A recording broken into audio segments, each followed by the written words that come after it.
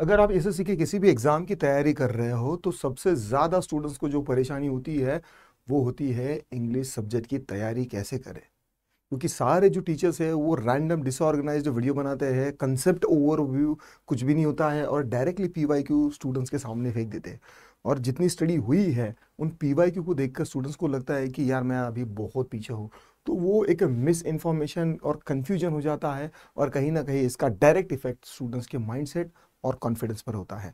तो आज के इस वीडियो में अगर आप बिगिनर हो, बिल्कुल भी जीरो हो, जीरो से अगर आप एसएससी की तैयारी करना चाहते हो तो आपको रिजल्ट देने वाली स्ट्रेटजी जो है वो मैं इस वीडियो में देने वाला हूँ। स्पेसिफिकली अगर आप 12वीं हो, ग्रेजुएशन हो और अगर आपको इंग्लिश का कुछ भी नहीं आता है तो ये वीडियो आप पूरा देखिएगा। इसमें हम स्टूडेंट्स के जो कॉमनली आस्क्ड क्वेश्चंस हैं वो लेने वाले हैं। 10 क्वेश्चंस होते हैं स्टूडेंट्स के और वोकैबुलरी, ग्रामर करे या कॉम्प्रिहेंशन करे, ये सारे स्टूडेंट्स का पहला प्रॉब्लम होता है।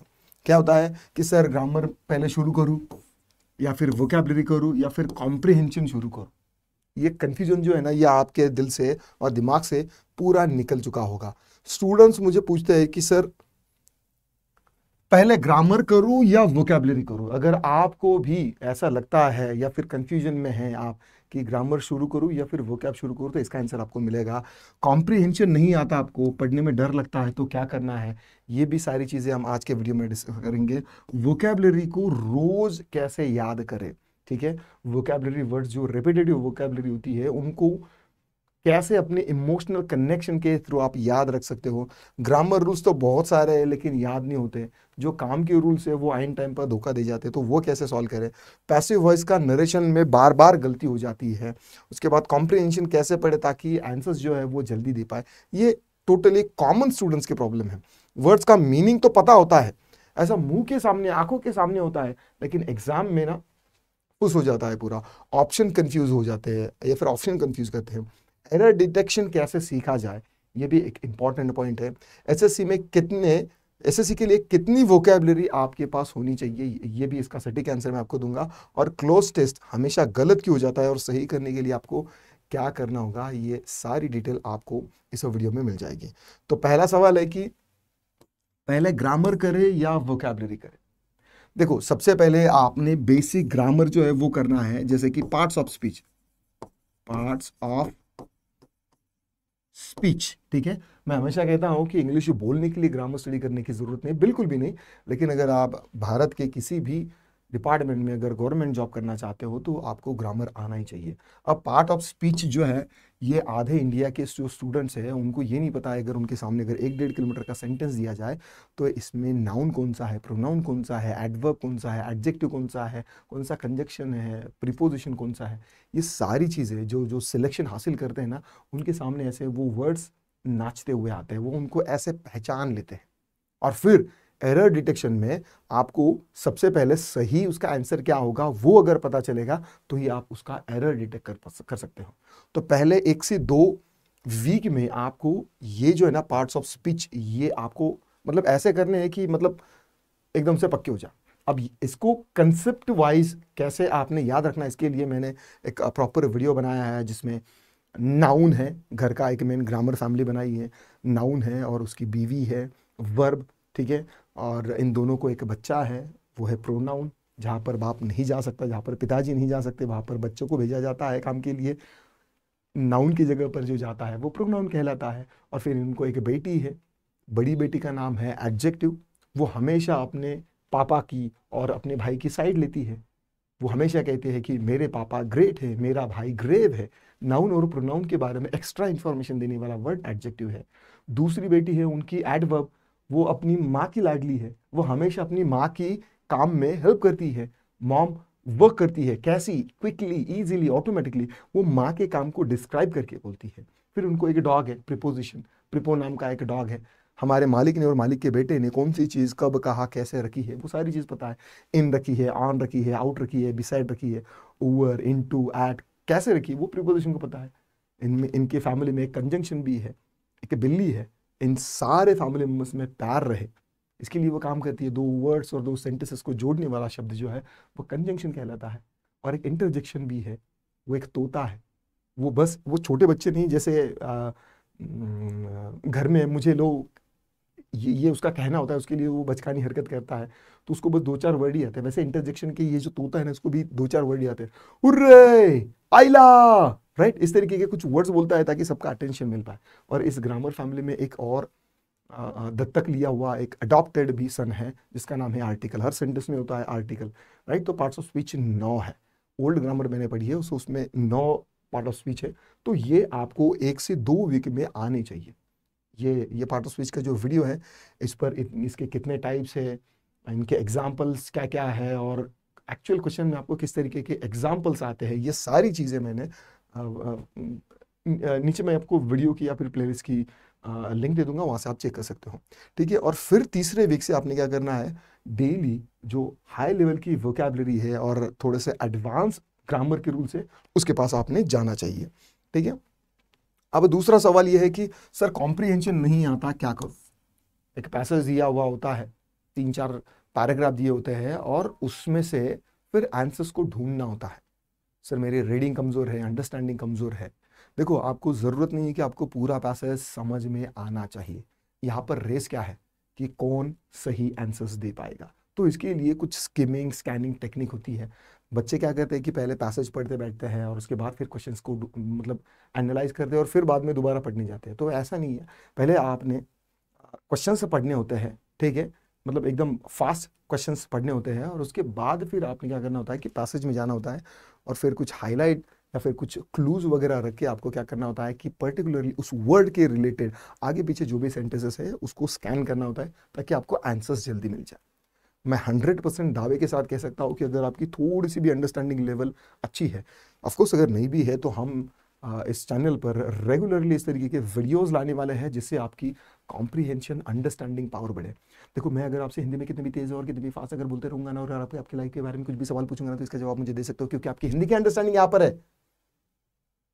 Suppose if I walk up to you and ask you, tell me what you did yesterday with very fast speech and with very difficult accent, probably you'll be not be able to understand me very quickly and you will not be able to give me answers. Why?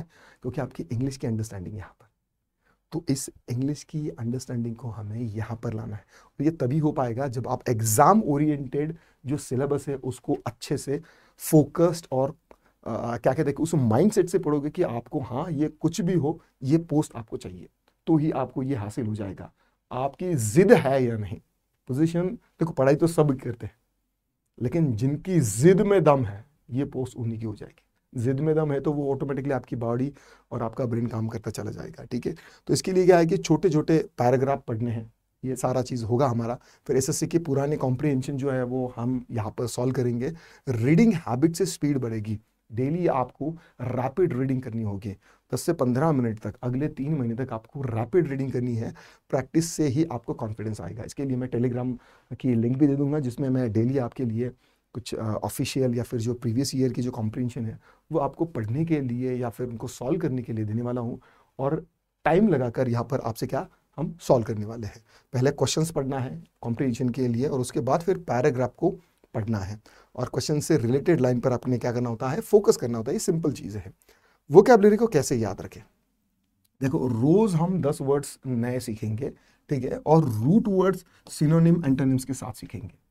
Word जो है ना वो मतलब एक ही colocation के है, एक ही क्या कहते हैं कि एक ही सर्कल के यूज टू वर्ड है ना, वो अगर आप इमोशनली इन्वॉल्व होके अगर स्टडी करते हो, उन वर्ड्स के साथ अगर आप इमोशनली कनेक्ट होते हो और उनको अपने सेंटेंसेस में लिखते हो ना, तो वो मरते दम तक आपके साथ रहेंगे।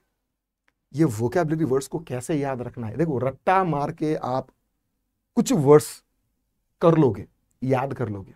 आज मैंने अगर आपको 50 वर्ड्स की लिस्ट अगर यहाँ पर दे दी और 2 दिन के बाद पूछा तो आपको नहीं आएगा। इनको अगर आपको यहाँ पर प्रिंट करना है ना, तो उसके लिए स्पेशल इमोशनल इंटेलिजेंस डेवलप करना है हमें। वो कैसा होगा, हम धीरे धीरे जब ये वोकैबुलरी वर्ड्स को करना है ना, तो ये आपसे करवा के लेंगे, डोंट वरी। डेली रिवीजन करना है, 1 से लेके 7 दिनों तक आपने क्या करना है, रिवीजन करना है। Remember, repetition is a mother of the skills. Let me repeat once again, repetition is a mother of the skills. अगर आपने 30 किलो एक बार उठा लिया तो क्या आपकी बॉडी बनेगी? नहीं, उसके लिए आपको बार बार उठाना पड़ेगा और हर दिन करना पड़ेगा, तभी आपकी बॉडी बनेगी, ठीक है। तो इसके लिए क्या है कि छोटे छोटे पैराग्राफ पढ़ने हैं, 1 से 2 वीक में आने चाहिए। 1 से 2 वीक में आने चाहिए। ठीक है, तो इसके लिए आपको रिपीटेशन करना पड़ेगा, बार बार एक्सपोजर से ही आपके दिमाग में वो चीज़ बैठेगी, एक्सपोजर आना चाहिए, ठीक है। जब हम ये करेंगे ना तो आपको नोट्स इस तरीके से बनाने हैं ताकि पिछले या फिर जो एग्ज़ाम के पहले जो 15 दिन आएंगे ना, वहाँ पर आपने इन टीचर्स के मैराथन या लंबे लंबे वीडियोस देखकर अपनी एनर्जी को ड्रेन होते हुए नहीं देखना है, कंफ्यूज नहीं होना है। आपने आखिरी के 15 दिन में सिर्फ आपकी जो नोट्स होंगी बस उनको पढ़ना है। इंग्लिश की नोट्स जो है वो ज़्यादा से ज़्यादा 100 पेज के ऊपर नहीं होनी चाहिए हर सब्जेक्ट के लिए। 100-150 पेज अगर आप कर लोगे तो I promise you, I guarantee you that कि आपका सिलेक्शन हो जाएगा। निमोनिक्स और हिंदी मीनिंग से रिलेट करना है तो ये सेंटेंसेस जो है और वर्ड्स जो है वो आपके अपने हो जाएंगे। चौथा सवाल ये स्टूडेंट्स का है कि ग्रामर की रूल्स को कैसे याद रखे। देखो, सबसे पहली चीज कंसेप्ट को समझना है, आपने रट्टा नहीं मारना है। देखो, रट्टा मारने से क्या कभी किसी का दिमाग चला है और आपको लगता है आपका दिमाग चलेगा? बिल्कुल नहीं। तो कंसेप्ट को समझना है आपको। इसीलिए हम इसके बाद जो भी एसएससी के इंग्लिश ग्रामर के या फिर कोई भी आरआरबी हो या भी आईबीपीएस के एग्जाम के लेक्चर्स लेंगे ना, तो पहले कंसेप्ट पर हम फोकस करेंगे, कंसेप्ट समझेंगे। इस ग्रामर के हड्डी के ढांचे को समझना है कि कौन सा रूल कहाँ पर निकलता है, क्योंकि इंग्लिश में 2 तरीके के रूल्स है। देखो, सबसे पहला जो है वो वर्ड्स का रूल है, ठीक है। वर्ड्स के रूल होते हैं और कुछ सेंटेंसेस के भी रूल है, ठीक है। तो वर्ड्स के रूल, पार्ट्स ऑफ स्पीच और ये active voice, passive voice, narration, ये जो है ना ये सेंटेंसेस के रूल होते हैं। तो ये कई बार मतलब हमेशा ये ओवरलैप करते हैं एक दूसरे के अंदर और फिर कंफ्यूज हो जाते हैं स्टूडेंट्स।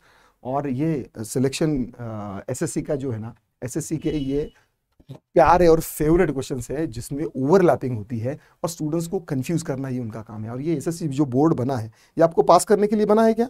बिल्कुल नहीं, ये तो आपको फेल करने के लिए बना है, राइट। तो इनको समझना है कि ये कहाँ पे कहाँ कैसे कैसे स्टूडेंट्स को अटका रहे हैं। तो ये आपका अगर कंसेप्ट क्लियर होगा तो ही आप इसमें अटक नहीं पाएंगे, ठीक है। कंसेप्ट अगर क्लियर है तो फिर आपको वो आ जाएगा। और रूल्स का एप्लीकेशन ज़्यादा आपको करना है, थ्योरी कम करनी है, थ्योरी पर ज़्यादा ध्यान नहीं देना है। जब हम इसका करेंगे ना तो रूल एग्जाम्पल डिस्कवरी मोड में आप शुरू कर दोगे। एक होता है कि आपको मैंने ज़बरदस्ती रटवा दिए और फिर आप वो कुछ दिनों तक याद रखा और आप उसके बाद भूल गए, लेकिन डिस्कवरी खुद आप रियलाइज करके सीखोगे कि हाँ ये रूल ऐसा है, तो फिर वो जो है ना वो रूल हो या फिर जो भी इंफॉर्मेशन वो आपकी अपनी हो जाएगी, ठीक है। 5वां सवाल सर, पैसिव वॉइस और नरेशन में गलती होती है। पैसिव वॉइस और नरेशन में गलती होती है, क्या करें? देखो, फॉर्मेट आपको याद नहीं रखना है, टेंस बदलना नहीं आता, ठीक है। तो उसके लिए क्या, एसएससी में नरेशन ऑफ वॉइस जो है वो टेंस का ही गेम है। टेंस के हमें सिखाया गया है कि 12 ही प्रकार है, लेकिन ये जो नरेशन और एक्टिव और पैसिव वॉइस है ये भी टेंसेस के दूसरे रूप है। तो ये भी हम सीखेंगे, ठीक है, और प्रैक्टिस करेंगे। एक्टिव का पैसिव वॉइस कैसे करना है, स्ट्रक्चर कैसा होता है, डायरेक्ट इनडायरेक्ट में रिपोर्टेड स्पीच, रिपोर्टेड वर्ब या फिर टेंस प्रोनाउन कैसे बदलते हैं, ये भी हम सीखेंगे। और इसका एक्सपोजर जैसे जैसे आपको ज़्यादा मिलता जाएगा ना तो वो खुद आप सीख जाओगे। और 1-2 बार अगर आप नोट्स में लिखोगे ना तो वो इन्फॉर्मेशन जो वो प्रिंट होने लगती है। तो डोंट वरी, ठीक है। तो मुझे लगता है कि 5 क्वेश्चन मैंने इसमें लिए हैं और 5 क्वेश्चन मैं आपके लिए दूसरे वीडियो में लूँगा।